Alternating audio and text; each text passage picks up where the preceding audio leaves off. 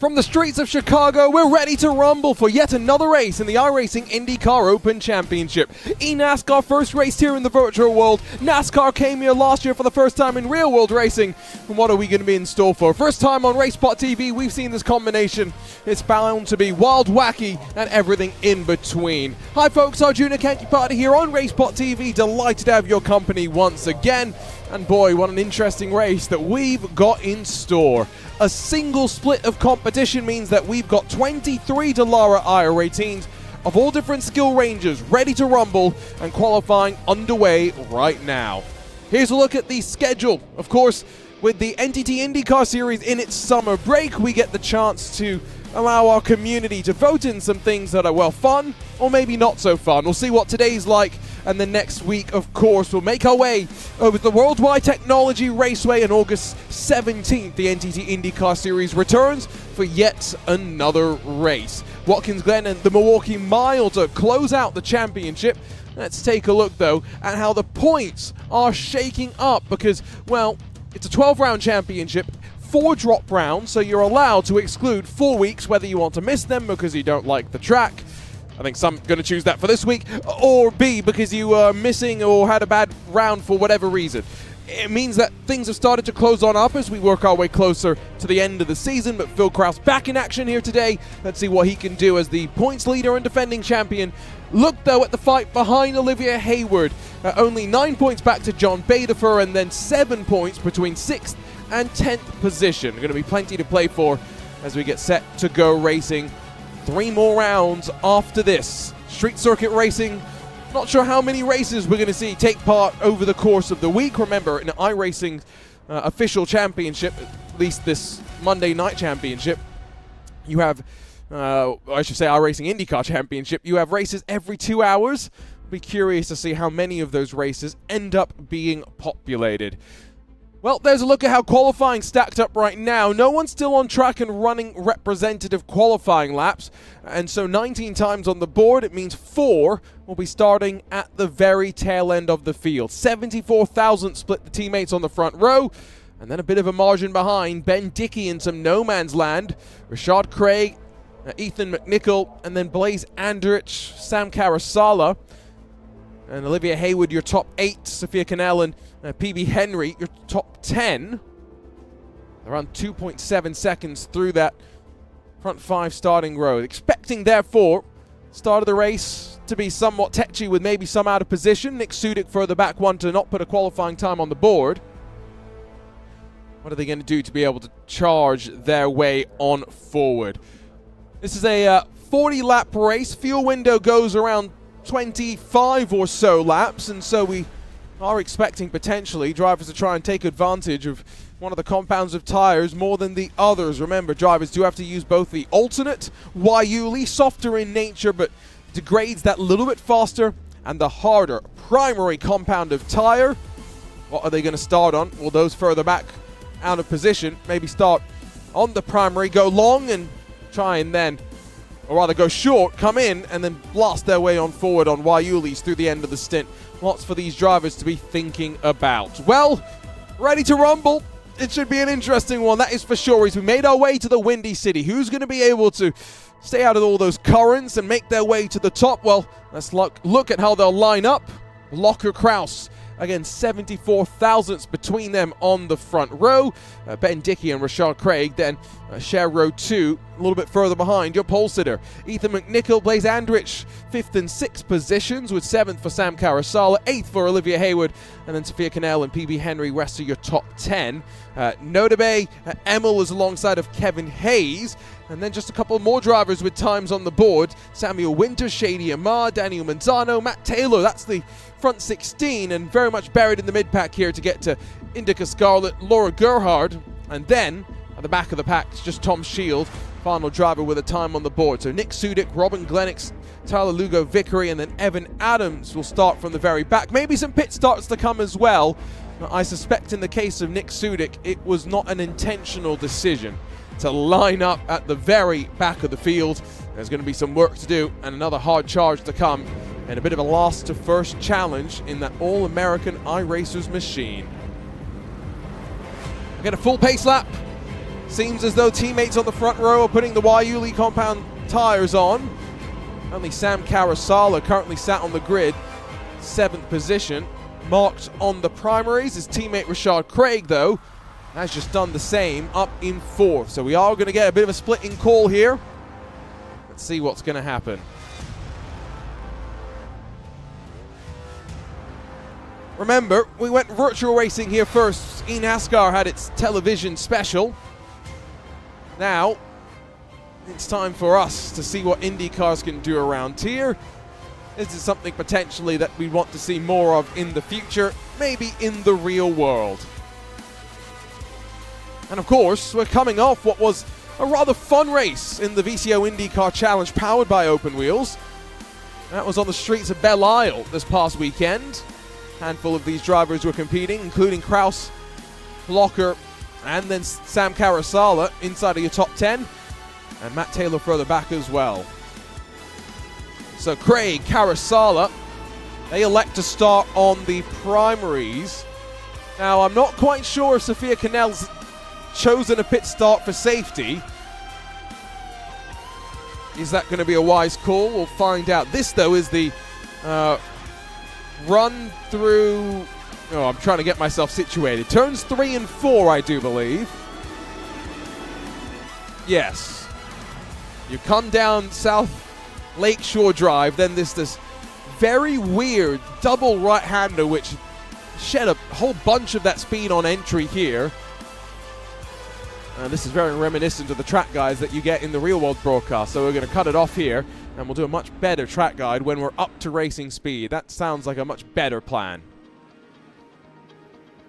So Cannell's going to start on the Waiuli's from pit lane, it would seem.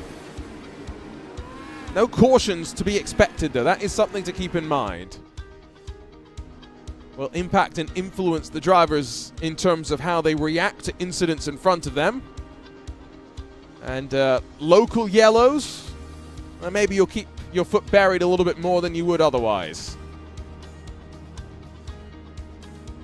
Should be a long race, though, in terms of attrition.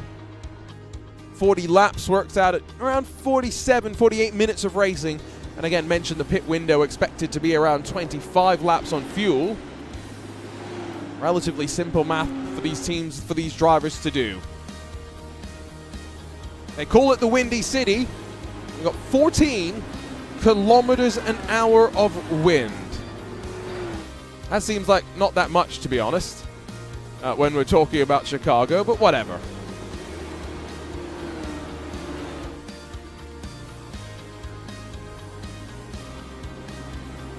What are the other nicknames that Chicago has? The Second City, Chi-Town. Oh, there's a lot according to Wikipedia. Who knows what's actually true then? So here we go, ready to go racing. And for the first time on RaceSpotTV, it's IndyCars on the streets of Chicago.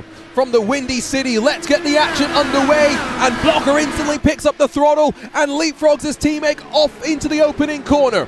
Behind it, single file for the most part, a couple of 2x2 moments and some cars going slow as they switch their way back over to the left side of the track. The long right-hander. Here comes the run from Kraus, though. Got a great exit off of turn 2 and instantly makes his teammate respond with a push to pass just to now cover himself off down into turns 3 and turn 4. Separation starting to build. Rashad Craig, remember, the first driver on the primary compound of tire.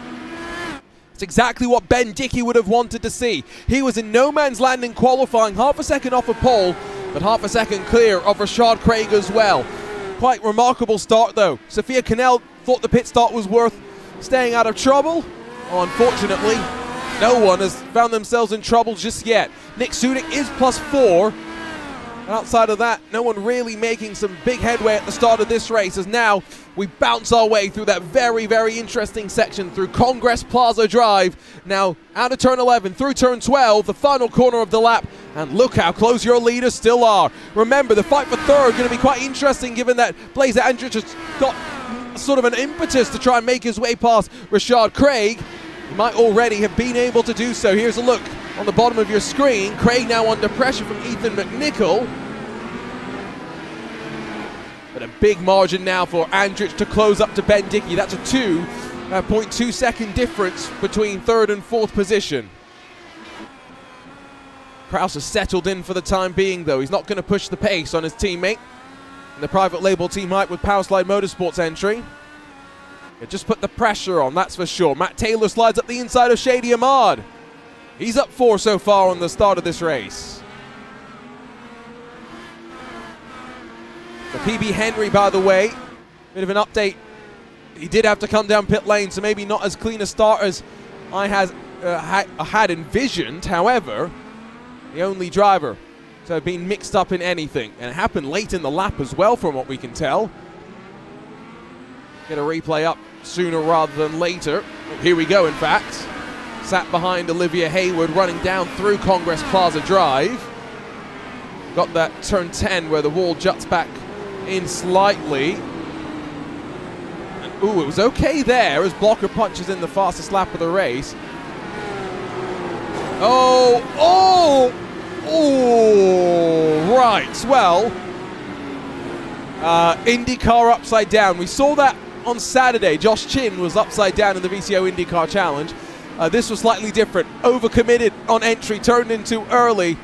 And man, I've got to say, I'm glad that crash is virtual and not real. That would be uncomfortable for any driver to be sat behind, or sat in, I should say, for any period of time, waiting for the AMR safety crew to come and reset you, / flip you back over. Oh goodness, PB Henry, first victim then of this street circuit. Oh, and I think Blaze Andrich has just become the second, and maybe Ethan McNichol. iRacing gods, have they smiled down on him? Front wings missing, answer is no. So now Node AML and Olivia Hayward going to take advantage as McNichol does the right thing, pulls out of the way. Blaze Andrich hits the wall hard, and nowhere for McNichol, to go. Did think attrition would be high. Here's a look at what happened. Look at this. Already had built up such an advantage to Rashad Craig as well. And that is just a self-inflicted kill. And you know, Ethan McNichol's probably sat somewhere going, but there was no one in front of me. Watch it from his perspective. It's a big old bounce as well. Right, so that makes 2, 3 in pit lane, McNichol, Andrich and Henry. And as much as the fight up front's relatively close, let's keep an eye on this behind. Sam Winter now holding station behind Kevin Haynes' gearbox and rear wing. Potentially plotting to try and see if a move can be made. Shady Ahmad tucked in behind Matt Taylor in that Madworks Motorsports machine. Oh, and Nick Sudik's lost a little bit of the front wings. Not stopped him from closing as well. Oh, that camera shot shows it off perfectly. That's a whole load of understeer to be dealing with now. And have we had another one bite the dust? Answer seems to be yes, as Sam Karasala joins now a couple of other cars sitting stationary on pit lane. Oh, replay machine's getting a bit of a workout today. Getting paid in overtime, I would assume. Replay operator as well, getting paid in overtime. Trying to isolate what happened to Nick Sudik, by the way, because I think that loss of front wing, it's going to cost him 13 seconds in the pit lane to come and change it. So that is less than ideal, suboptimal, as Lewis McLeod might point out. Oh, this is what happened. Once again, it's turn 11. And those behind, very lucky. That did not stack up any further. Oh, and don't tell me. Oh no, Sam Karasala's lost it even earlier, and bish, bash, bosh. That's a hard one. It's a big bounce as well here, big bump. You just see it. Car goes airborne, and no control for Karasala. Right, your leaders continue to stretch their legs, pull away. And I mean, Phil Kraus, he's right up the rear wing and the gearbox of Adam Blocker for the time being. Is this going to continue? Is he going to poke to the outside? He shaped for a move, you know, and backed out of it, thought better of it. Meanwhile, another bit of chaos further behind. Once again, the replay machine will tell us more. Let's take a look at this. Sophia Cannell looks to the inside through turn 11, locks the inside fronts, and bam, Tyler Lugo Vickery gets sent off, slightly airborne, into the wall. Oh. And the second All-American iRacers car, lucky to, I think, not get involved too much more. Robin Glennox did get tangled up through all of that and make that another couple in pit lane.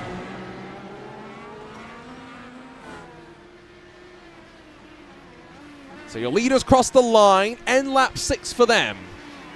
Ben Dickey's doing a decent job of holding station behind, though. He is only going, what, 3.6 seconds down. In fact, last lap he was faster than Adam Blocker.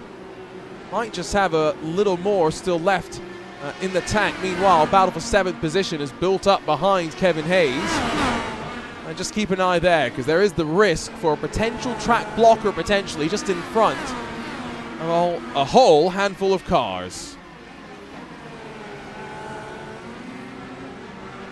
Remember, tire compound usage.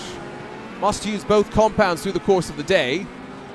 Craig, Amell, and Hayes, all highest runners on the primaries. Remember, Taylor started quite back in the field, so him alongside of Nick Sudik will be feeling like if they see some clean air around 15 laps into this race, they've got the tire life to hold on. If they think the alternates can go 25 laps, the Waiulis, they'll come in and throw them on.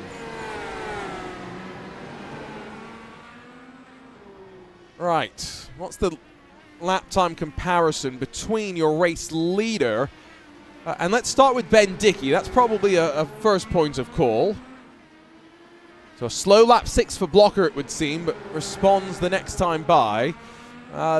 First car on the primaries. Still not seeing any sort of crossover there. Very much still Waiuli dominated up front, so keep an eye on that as well. Shot off the back of your race leader. It's only a car length, if that, between him and Kraus. I mean, Kraus is there, down Balboa Drive. And this is the entry section in towards, I don't even know how you quite describe it. You've got the fountain over to the left, but long left-hander through East Congress Plaza Drive. So that one 5 times fast.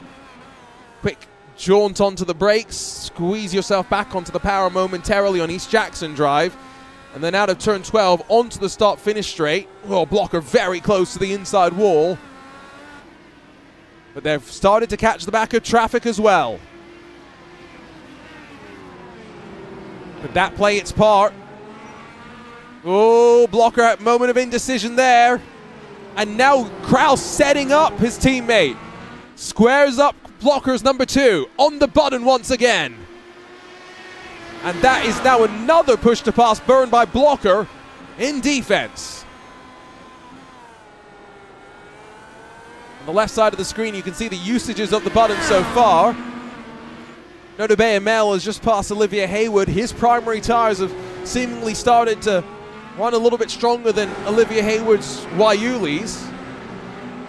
You get 10 usages, though, of that push to pass. Many drivers yet to even touch the button. But then you've got the likes of Blocker 7, Winter 8. So they've used 2 and 3 respectively. Ooh, Kraus got the left rear stepping out on him. Now did it momentarily make contact with the wall? Looks like it, that was for sure.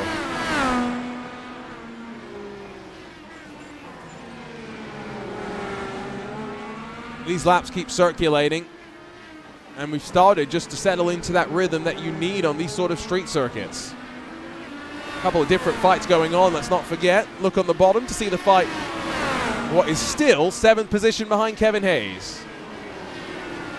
Now though, Daniel Manzano, all the way back in 12th position, finds himself ensconced in the queue. And at what point do, again, one of these drivers think, let's come down pit lane, let's try something different.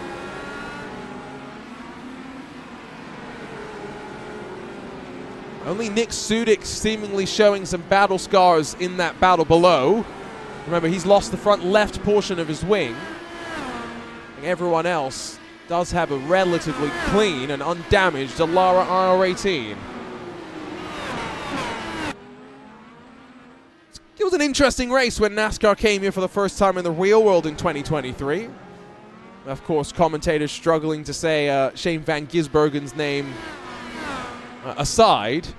Domination from a driver making his debut in a stock car, at least on this side of the world. Some will argue a supercar. V8 supercar is a stock car in and of itself. An interesting race this year as well. Light shortened, I think, is maybe the fairest way to say it. Rest of the drivers behind, by the way, still circulating. Remember, these are all drivers that at some point are going to end up being traffic, you feel. This is that fight for 7th right now. They cross the line. Barney, the flagman, gets a great view of all of it. There's a view of the lack of front wing on the left side of Nick Sudik's machine. Joys of sim racing broadcasting. We can place our cameras absolutely wherever we want. Just watch the cars bounce their way on entry here. Remember, IndyCar does have its fair share of street circuits, so it's not technically that weird to see the IndyCars racing here, I guess, in some ways.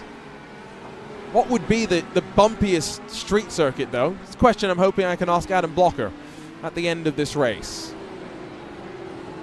Speaking of Blocker, by the way, he's no longer really blocking his teammate. He's really started to stretch his advantage.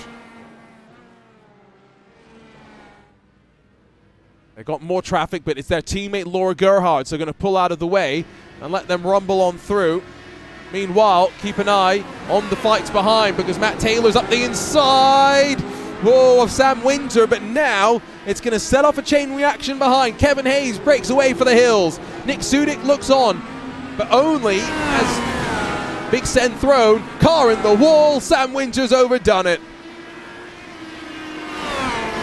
That's a big old slap as well. I think Winter's going to, takes the toe back to pit lane. And now Kevin Hayes, Shady Ahmad going to try and use some push to pass to try and build an advantage. How quickly things can turn around here.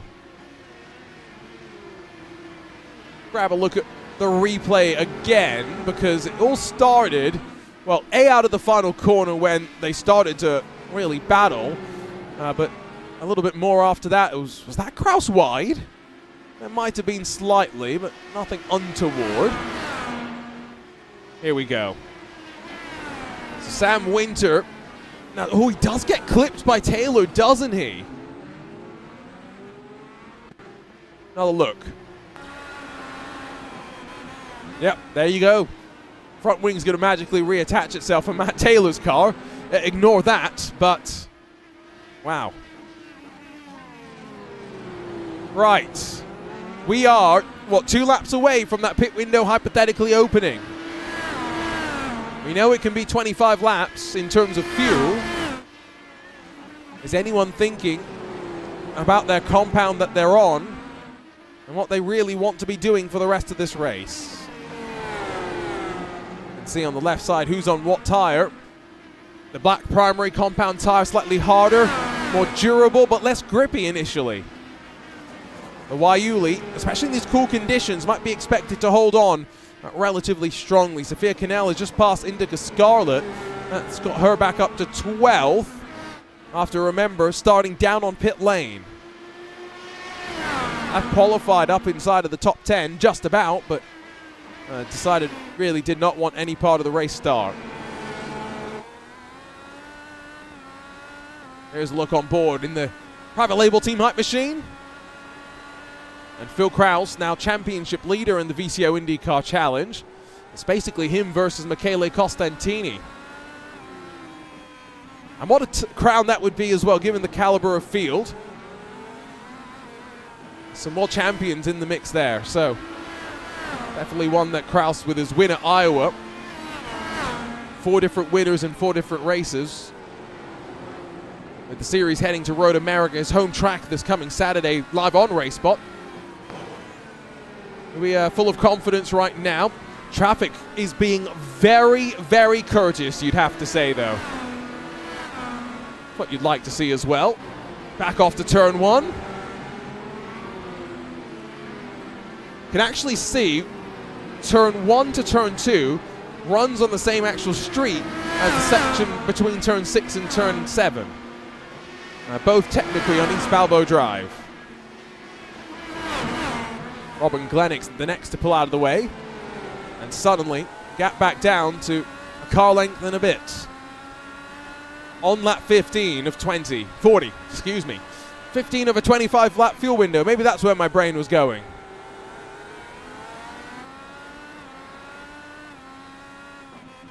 Kraus is just perched there. Another bit of traffic pulls aside. Hear the commitment as well here.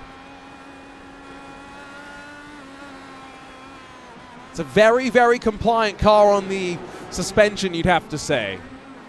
So it makes the car work well there. Matt Taylor, by the way, is down on pit lane. So clearly, somebody deciding it's worth it.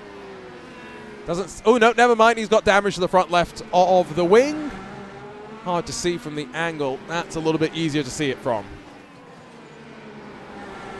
So another one has found the infamous walls at the street circuit of Chicago, it would seem. Now when and where did that happen? Two different things to kind of answer. Oh, it's another one into the wall, just running out of turn 11. And as Phil Kraus is on the button, going to look to the outside in the battle for the race lead. We got some traffic in front, down East Balboa Drive. Oh, dangerous. Teammates wheel to wheel. Blocker covers the middle of the road. Traffic pulls out of the way. It's all action stuff now as we rumble our way down through this final section of the lap.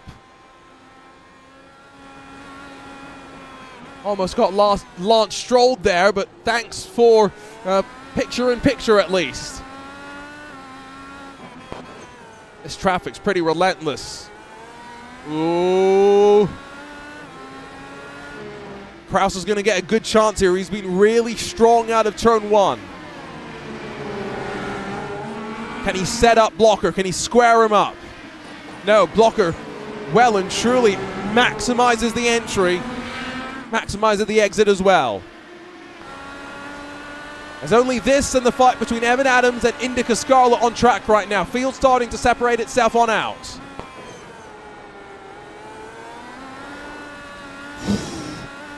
That's a lot of opposite lock from Phil Kraus.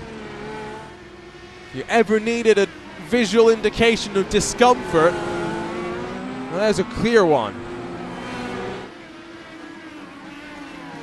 Juncos Hollinger Racing race engineer of Adam Blocker. I wonder what he made of some of the histogram data about this particular track when they were developing the setup behind the scenes. I do wonder if Blocker and Kraus, if there's any slight difference between the setup that they're running. Last lap, we did see Rashad Craig close a little bit, but I think that was partially just because they were fighting. Last lap for Blocker was a little bit more on the money, 11.7 for him. Craig did a 13.1 last time by, so race lead should still very much favor this Waiuli compound. Oh, Nick Sudik and Matt Taylor are both coming to pit lane, and both seem to be done. Keep an eye on if they rejoin, as more traffic for your leaders. Do a bit of a Chicago shuffle on the run down in towards turn number 6. Phil Kraus still very much filling the mirrors.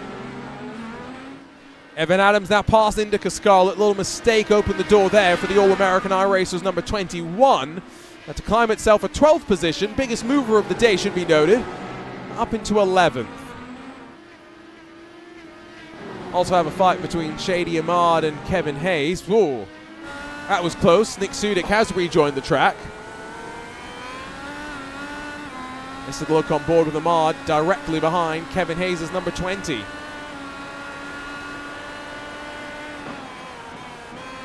Entry into turn 4. Scrub some more speed through the second part of the corner. And back up front, both your leaders on the button. Right, this is where you can tell they know it's go time. Or maybe more appropriately, it's blocker time for the time being. Oh, Kraus had to push the pass in reserve. He burns it now. He'll force blocker all the way to the inside wall. Entry into turn 6 once again. Long way around. Kraus more committed, and he's there. Run down East Balboa Drive, down the entry into Lakeshore Drive. And Phil Kraus rips the lead away from Adam Blocker. A great block pass. Absolutely nowhere to go. Run down through this fountain section. And now Blocker has to deal with some dirty air as Phil Kraus pancakes the wall. Oh, Kraus was given some clean air and he didn't know what to do with it. Remarkable. Street circuit racing never disappoints. How damaged, how compromised is Phil Kraus now?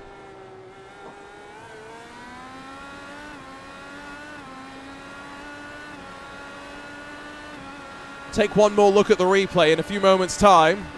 That entire sequence.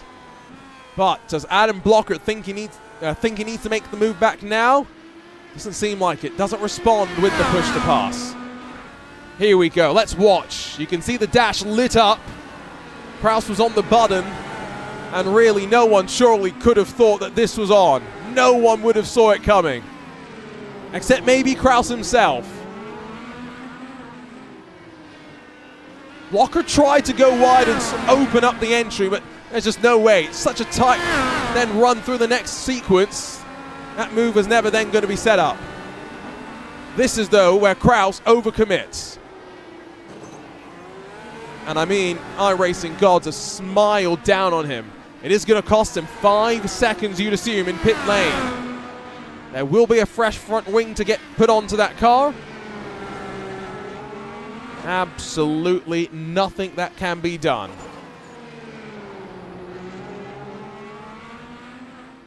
So, Daniel Manzano, he's also in pit lane. I think this is scheduled. Matt Taylor's leaving now. Manzano did spend 13 seconds, so he did also have to change his front wing. Indica Scarlet's followed him in. Halfway through this race, drivers have decided it's time to pit. Yeah, you visually can see it as well on Kraus's car.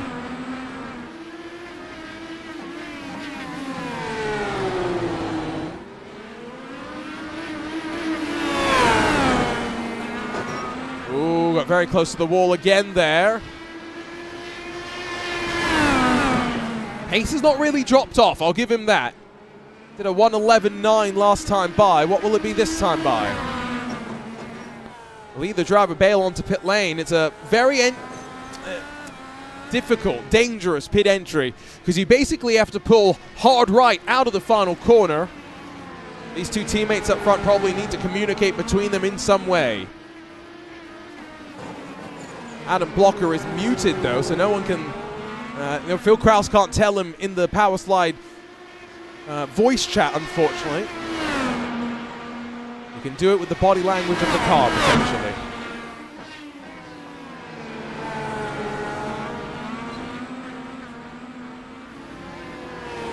Yeah, once again, just affirming, you can see that front wing damage.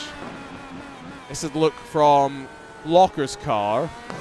This is the look from Kraus's car. Now let me just break out the ever-handy yellow pen tool. Notice how this is more raised than this. Damage has been caused. This is bad. I can write very well. This, good. Smiley face. There you go. The ever analytical yellow pen tool makes its appearance on the RaceSpotTV tubes. And each of these drivers staying out for yet another lap. So assuming they'll come in and their fuel tank is dry. 25 full laps at that point.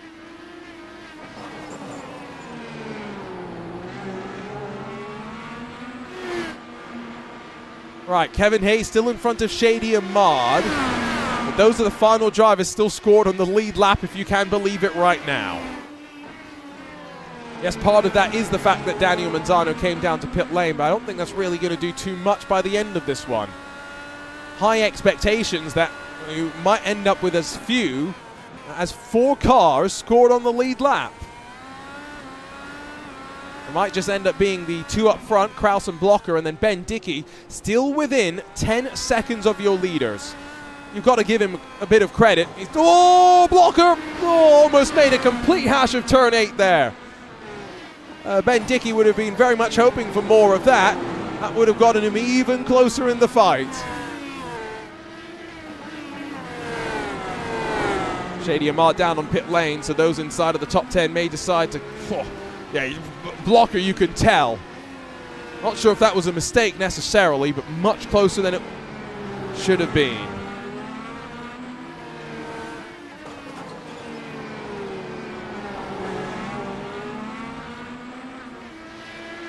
When do they pit? There's a bit more separation between them this time by. Could that be something that comes into play? It's been a while since we had a retirement in terms of an on-track incident. I think we might just have had another. Ooh, it's the all-green entry for Laura Gerhard in the Powerslide Motorsports car. Locks the rear tires up, and then, not ideal. Suboptimal rejoin, car oncoming. And that is the damaged car, just trying to stay out of the way. Indica Scarlet. It's closed up your leaders momentarily, this traffic once more.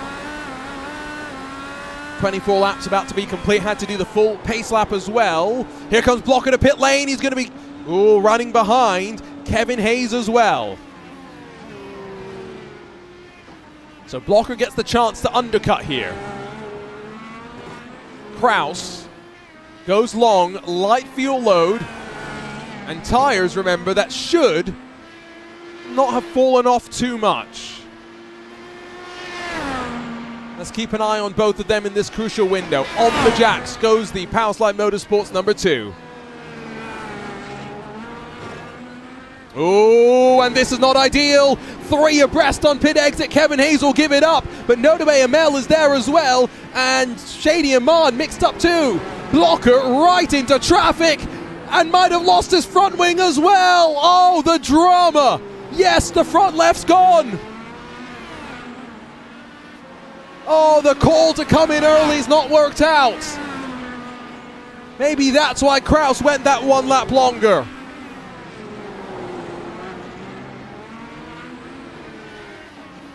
It was the right decision, it turned out. Amel pulls aside. Ahmad still in front of Blocker. Slides the rear end and now gets out of the way. Oh, you can only imagine the fury from Blocker behind the wheel. But here comes Kraus, who surely has now been gifted this race victory. He is going to spend, let's not forget, 13 seconds stationary as compared to Blocker. But Blocker, that is a lot more damage than what Kraus had to endure. Off and away. Across the line, Kraus revs the engine. And indeed, 13.3 seconds. And it's much closer than it should maybe have been. Kraus in front of Amel, behind Ahmad.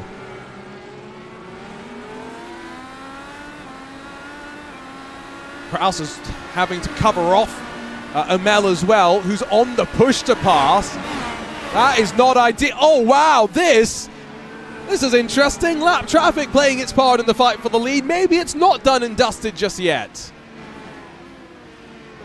Amel now, after burning the push to pass, is giving it back up. Surely he would have been better advised to hold on to his push to pass and then just follow Phil Kraus, but maybe I'm wrong. Blocker, the amount of understeer through turn 8 must be unreal right now. It's going to have 14 laps to hold on at the line, though. This will be interesting. Oop. Here we go. Margin around 1 second. Let's see what Kraus can do. He's got 6 push-to-passes left, 6 for blocker as well. So Kraus is going to want to try and pass Ahmad without using a push-to-pass. Ahmad's on the Yulis, though, the softer compound tire that might give him a bit more grip. And Ben Dickey is closing. Could he be a threat too? Ahmad pulls aside though, exiting out of turn number 5.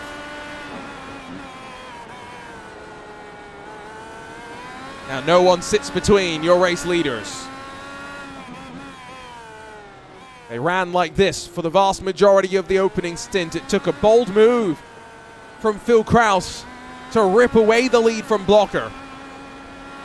Then he gave himself some front wing damage. Blocker tried to undercut, spat himself out into traffic. Now he's the one with the damage to deal with. How the stories turn around. Olivia Hayward in front is going to go a lap down. Now only the top 4 left on the lead lap. Let's ride on board with Kraus. Out through turn 1, 90-degree left-hander. Bring the car back over to the left. But you guessed it, a 90-degree right-hander.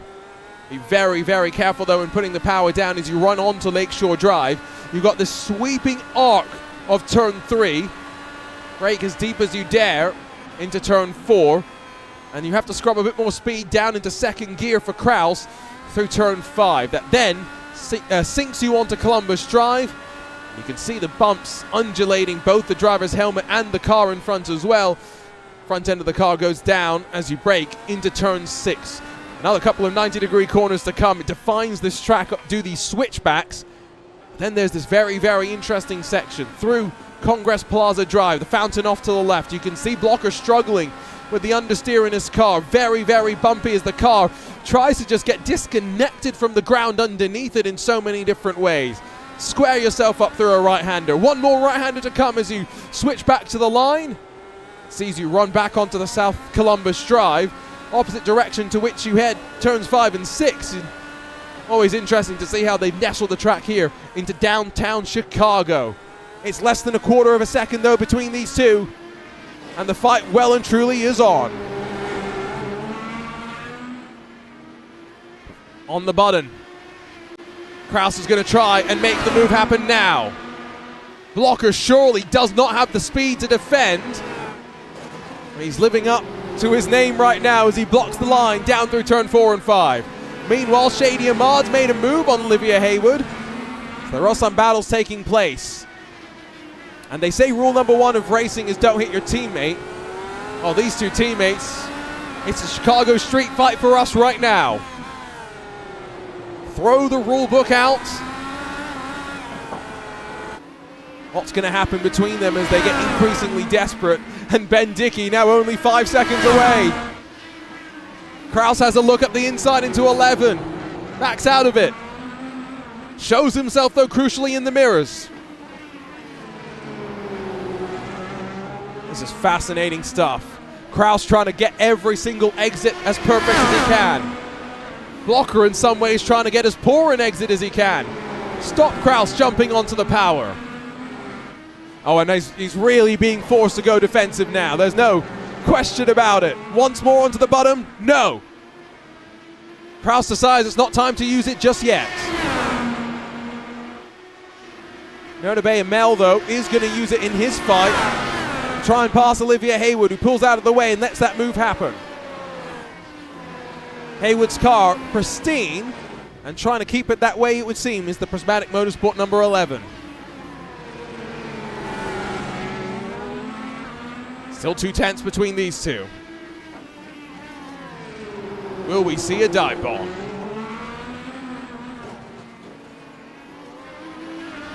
Last time Ben Dickey only closed 6 tenths. I say only, that would still be just enough, I think, for him to get close enough to the leaders at the end of this race. Not 100% sure on that one, though, to be completely honest. So defensive lines being driven around the track from your race leader, Adam Blocker. Meanwhile, Ben Dickey, you can see him inset, bottom of your picture. He wants to see your leaders continuing to fight and cost each other some time. Blocker got a terrible run out of 3. I thought he didn't need to get on the button, but he felt the pressure. Oh, did he pancake the wall once more? And I can tell you that I'm pretty sure Phil Krause has now got some front wing damage as well. On the front left, it's definitely looking worse for wear. Both drivers getting some horsepower advantage on the entry into 6 once again. Is it deja vu? Krause around the outside. He hits the wall, doesn't make the move happen. Man, I have been like Shout City for most of this last 5 laps of the race. Might end up continuing like this as well. Meanwhile, comparisons back to Ben Dickey, by the way. Slightly slow on that previous lap. We'll see if the trend holds up this time by. Nick Sudik just dove down to pit lane and got out of the way of your leaders. I'm sure appreciated by Phil Krause. 1:13.396 for Blocker. It's 3/4 of a second for Ben Dickey.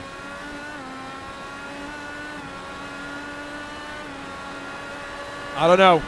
I think this could be a 3-way fight up front. And the damage that I thought I saw on Phil Krause's front left has now magically crinkled itself out.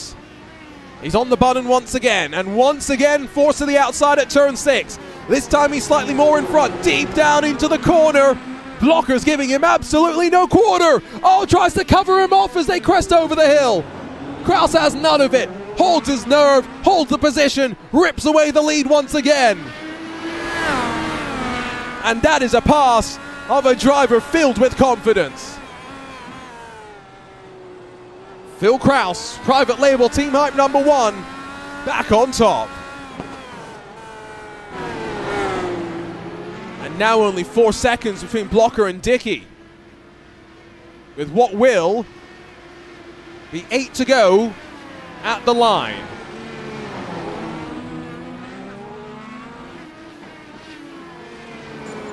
.3 seconds already. 1.5 seconds now. Phil Krause well and truly breaking clear with this race lead. So let's check in with fights further behind. Olivia Hayward, remember, on the primary compound now, as Kevin Hayes directly behind. Only the top 4 on the lead lap. You can see the intervals through each of the fields on the left. So that's the gap between that car and the car in front. Hayward 5 seconds back from Amel. Waiuli's really working, I think, for those that elected to hold them in this mid-pack to the very end of this race. I mean, Rashad Craig is not really closing on Ben Dickey any more either. Again, it goes to show Ben Dickey's had a very, very strong day. Oop, rear end steps out there on Hayward. Slides it back under control. And drives away as easy as you like.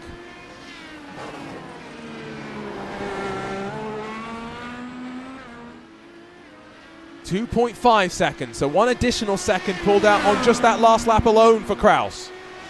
And now Ben Dickey's on the push to pass. Carving through some traffic, that's important. Oh, he almost overcommitted. And he once again lights the timing tower up with another push to pass.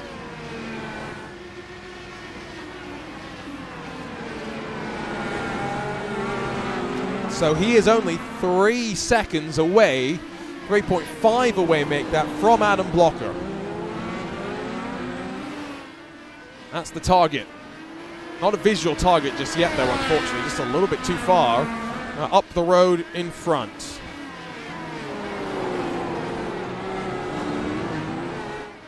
You can tell lots of these drivers struggling, though, for traction from the rear tires at this stage. So in what is one of just a few fights happening, it's behind Ben Dickey, where Shady and Marden, Nota Bay and Mel find themselves locked in horns on board with Mel. Started 11th, he's up to 6th, so make that 5 spots gained. 9 spots for Shady Ahmad. Biggest mover though is Evan Adams. He is plus 12.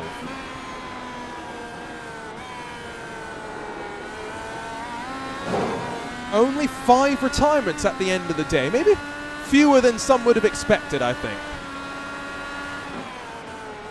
Still plenty, don't get me wrong. I'm not saying that this race has had absolutely no retirements, but could have been worse.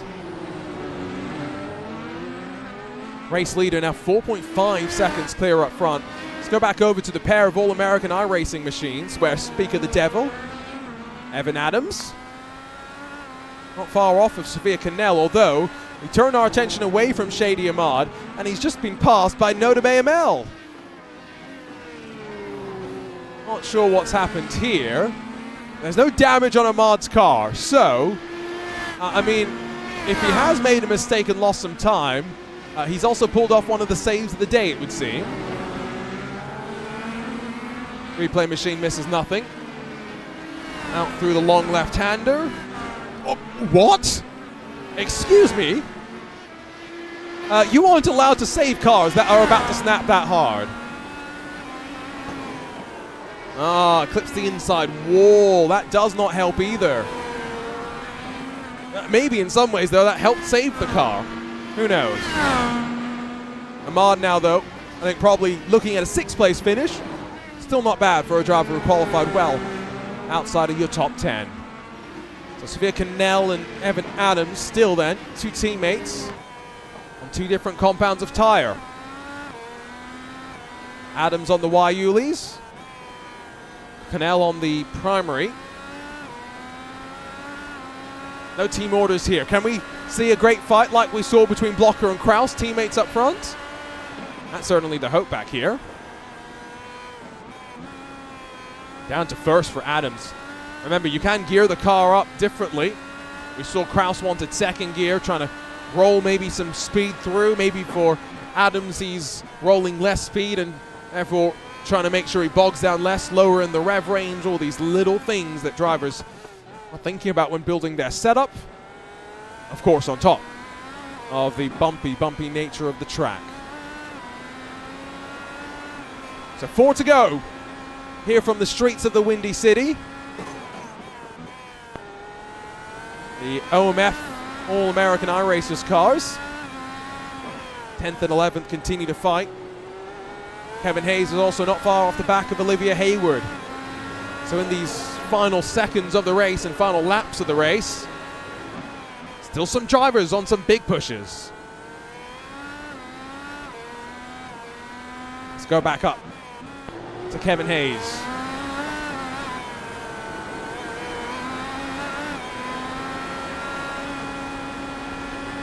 Two drivers that may not have necessarily expected to be in the top split. As Phil Kraus, 12-lap-old primary compound tires, and yes, push to pass assisted with a fastest lap of the race.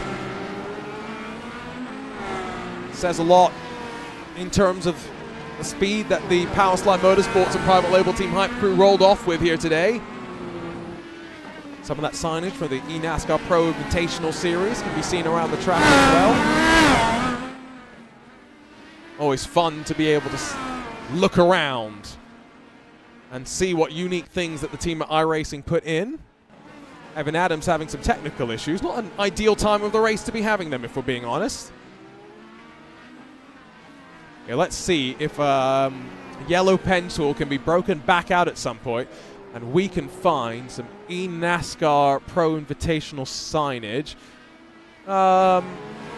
Might be nearer, I should say, to where Rashard Craig is on track. Can't see it from this angle, can you? Another angle that shows it? Maybe not.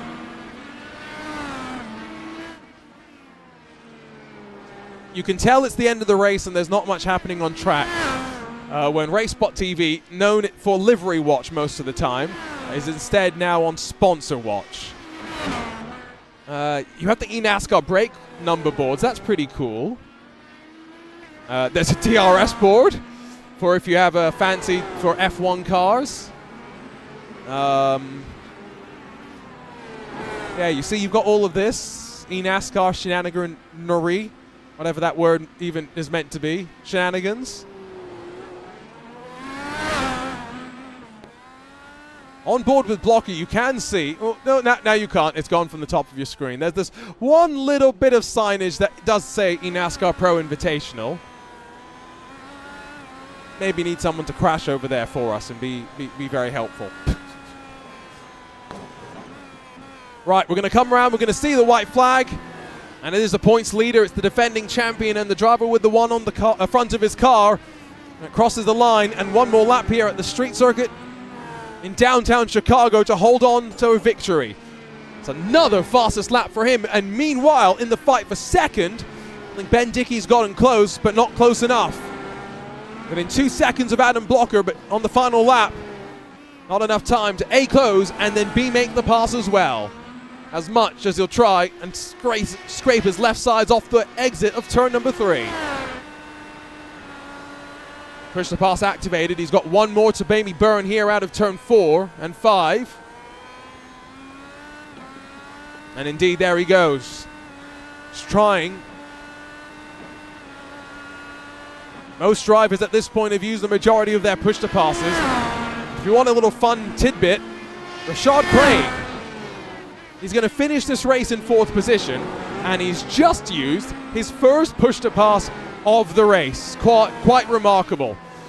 This is a track, though, that rewards drivers in good form and in rhythm. And Phil Krause, well, he matches that description. It's yet another victory for a man who built a house in downtown Chicago and out front by an impressive 11 plus second advantage. His Powerslide Motorsports teammate Blocker will make it a 1-2. Ben Dickey takes a bow, though, as the final driver inside of the podium spots.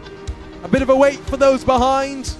Here's a look at the flagman waving that checkered flag quite excitedly. I can imagine that in the streets of the Windy City, the gusts would make that a somewhat difficult endeavor. But anyway, he's got a robotic arm, that's for sure. And we'll wait for the final drivers to come towards the line and for us to be able to wrap things up, including with Matt Taylor bringing a very damaged race car back around to the line. If you ever wondered what type of a race this was, a 3-way finish, but not for position. Nick Sudik, 12th, he was 5 laps down. Taylor was 6 laps down, and Sam Carasalo was 8 laps down, and we got some wrecked race cars as well. I guess we already had them, to be fair.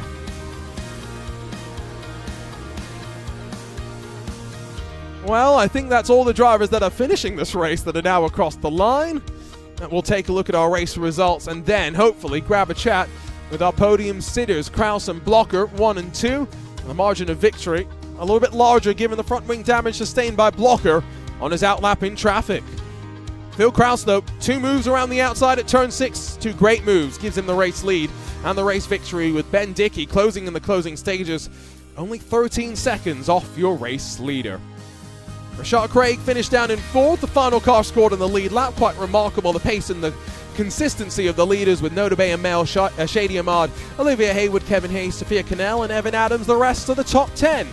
13 positions gained for Evan Adams, only double-digit mover on the day. Daniel Manzano was 2 laps down, adrift by himself. 5 laps for Sudik, 6 laps for Taylor and Glennox McNichol. That's why Taylor was dragging a damaged race car to the line, with Indica Scarlett, Sam Carasala, Blaze Andrich, Laura Gerhard, Tom Shield, and then Tyler Lugo, Vickery, Sam Winter, and P.B. Henry. Well, there's no other way to put it if we're being honest. The rest of the used car lot. And well, speaking of used car lot, one driver that has a bit of a front wing maybe for me to purchase, Adam Blocker, stands by after grabbing second here in today's race. Adam, talk us through that one. Put it on pole. Really tense fight with Phil. Timing of the pit stop coming out into traffic did not really aid your cause. Yeah, I mean, it was a really fun race with Phil. Really tough battle the first stint. I was definitely slower in the first stint and got help that he hit the wall after he passed me and got a front wing repair. But I got also really terrible luck on my outlap. I didn't think it was possible to exit the pits 3 wide. But we did, and it probably cost me 2 seconds. And so then the one guy, Shady, like, he was like lifting for the car ahead of me, and I thought he was just going to lift for me, and then he like gassed it up. And anyway, I ended up looking dumb because I kind of half-heartedly went for a move that, you know, wasn't really there, but his car language wasn't very clear to me, but I don't know. Anyway, kind of wish I would have fucking punted him in the wall at this point, but yeah. Apologies for the language from Adam. Adam, before we let you go, one thing that we were kind of wondering during the race, lots of street circuits, of course, in the IndyCar series. How bumpy is Chicago when compared to, you know, places like St. Pete and Toronto? It's definitely bumpier than St. Pete. St. Pete and Long Beach, by IndyCar standards, are like semi-road course tracks in terms of bumps. And then in real life, Detroit and Toronto are like super bumpy. So, I mean, Chicago's probably more. I would say like half the Chicago track is pretty smooth, like a lot of the 90s. But then the one section around the long duration left-hander toward the end of the lap, and then there's a couple spots where it's like super bumpy, like Detroit or Toronto. So it's kind of like a mix. I don't think it's quite as bad as either Detroit track, but yeah. Sounds like they paved part of it, but not all of it. Adam, thanks for joining us once again on a Monday night, and hoping we'll see you next week from Gateway before the NTT IndyCar Series kicks off once again. Yep, see you then. Phil Kraus jumps in as well. What a fun fight that was, just having a chat there with Adam, who was self-admitting he was slightly slower at the start than you, Phil. Talk to us a little bit about how your race went and, well, how you were feeling after making the move, getting into clean air, and then smacking into the wall. Yeah, that was a great time, Arjun. I'd gotten so used to Adam's brake marker for that corner. The moment he wasn't in front of me, I was completely lost and just threw it straight into the wall. Yeah, pretty hectic race, hectic track. Obviously, these cars kind of get ripped apart at a track like this. It's so bumpy, but yeah, it was fun racing Adam for sure. I think we were actually pretty close on pace. I just had an advantage on him at the end of the back straight there, so I was able to send a few looks there, but everywhere else I think we were pretty even for sure. So give us the Phil Kraus seal of approval. Are you building a house here? Do you want to see the IndyCar series come here in the real world? You know, no. No? Okay, really, good. Really don't. Are you looking a little bit more forward out to Gateway in a week's time? Because that should be a little bit more fun, I think, and a bit more normal in terms of what you're used to. Yeah, definitely looking forward to Gateway. Obviously, that'll help us prep for Pro Q, which is the week after that. And then this weekend, obviously, Road America and the VCO IndyCar Challenge. Looking forward to that, obviously, home race. So, yeah, a lot of fun stuff on the horizon. No pressure. You better build a house at home this weekend. But Phil Kraus joins us from Victory Lane here today. Can't wait to see how the rest of the season goes. Phil, points leader, heading out of Chicago. So that wraps up our post-race interviews. Was hoping we get a chance to chat to Ben Dickey. It does not seem as though we are going to be getting that opportunity. But as I did mention, next time out we make our way on over to a very, very fun track in my opinion. And as Phil also mentions, a track that's going to be used in the IndyCar Butt Kicker iRacing qualifying series. And so our trip to the Worldwide Technology Raceway, to others known as Gateway, it's going to be rather intriguing from that perspective. It's always also quite interesting from the perspective of setup because, you know, it's an egg-shaped oval, very different from one end of the track to the other. So exactly how do you set your car up? What do you have in mind? Those sort of things really do come into play.